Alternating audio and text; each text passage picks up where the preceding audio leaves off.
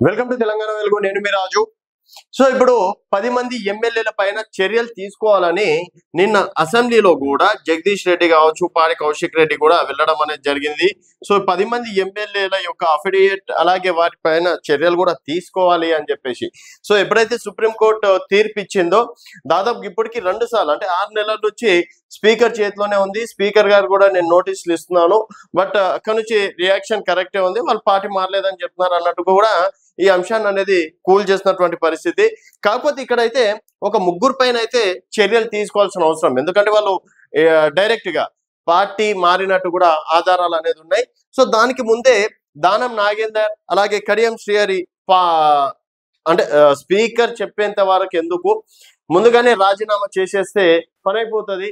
And next ఇప్పుడు జూబ్లీహిల్స్ ఉప ఎన్నికల్లో కాంగ్రెస్ పార్టీ కనుక గెలిస్తే డెఫినెట్ గా తర్వాత రిజైన్ చేసైనా సరే మళ్ళీ గెలవచ్చు అని చెప్పేసి కూడా భావిస్తున్నట్లు కూడా తెలుస్తుంది.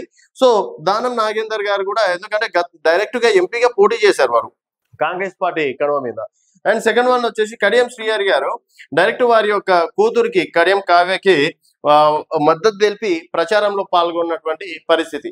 సరే ఇప్పుడు స్పీకర్ గారి దగ్గరికి వెళ్ళి మేము పార్టీ మారలేదంటే వీడియోలు సాక్ష్యాధారాలు అన్ని ఉన్నాయి కదా, సో దాని నుంచి అయితే తప్పించుకోలేరు అన్నట్టుగా బీఆర్ఎస్ నేతలు చెప్తున్నారు. సో ఏదైనప్పటికీ ఖైరతాబాద్ కావచ్చు అలాగే స్టేషన్ గన్పూర్ కావచ్చు, సో ఈ 2 చోట్లలో అయితే ఉప ఎన్నిక రావడం ఖాయం అని చెప్పేసి అంటున్నారు. సో జూబ్లీ హిల్స్ తర్వాత నెక్స్ట్ టార్గెట్ ఖైరతాబాద్ అలాగే స్టేషన్ గన్పూర్ అని చెప్పేసి కూడా చెప్పుకోవచ్చు. బట్ ఇవి వదంతులా ఏందనేది పక్కన పెడితే స్పీకర్ గారు డెఫినెట్ గా ఈ 2 చోట్ల ఈ 2 నియోజకవర్గాల మీద యాక్షన్ తీసుకోవాల్సిందే, వేరే ఆప్షన్ కూడా లేదు అక్కడ. ఎందుకంటే సరే వాళ్ళందరూ పార్టీ మారలేదు, టిఆర్ఎస్ పార్టీలోనే ఉన్నారు టెక్నికల్ గా అనుకుందాం, వీలైతే పార్టీ మారినట్టు ఆధారాలు అయితే ఉన్నాయి కదా. సరే వాళ్ళు ఏదో కనవేసుకున్నారు, 1-2 సార్లు కలిశారు, సరే మరి వ్యక్తిగతం ఒక పార్టీ ఆఫీస్కి వెళ్ళడం వెళ్ళకపోవడం అనేది వారి యొక్క వ్యక్తిగత అంశం. నియోజకవర్గంలో అభివృద్ధి జరుగుతుందా లేదా అని చెప్పేసి ఇవే చూస్తారా అని చెప్పేసి అనుకుందాం. బట్ వీళ్ళ పైన మాత్రం టెక్నికల్ గా అయినా సరే వేటు పడే అవకాశం ఉంది.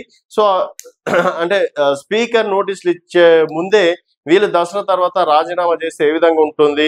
అలాగే కడియం శ్రీహరి గారు కూడా అన్నారు మాస్ మసాలా అనేది ఇప్పుడే చెప్పేస్తే ఎట్లుంటది, సో కొన్ని రోజులు వెయిట్ చేసిన తర్వాత అసలు కథ ఏంటో నేను చెప్తా అని చెప్పేసి మొన్న పెట్టినటువంటి ప్రెస్ మీట్ లో కూడా చెప్పడం అనేది జరిగింది.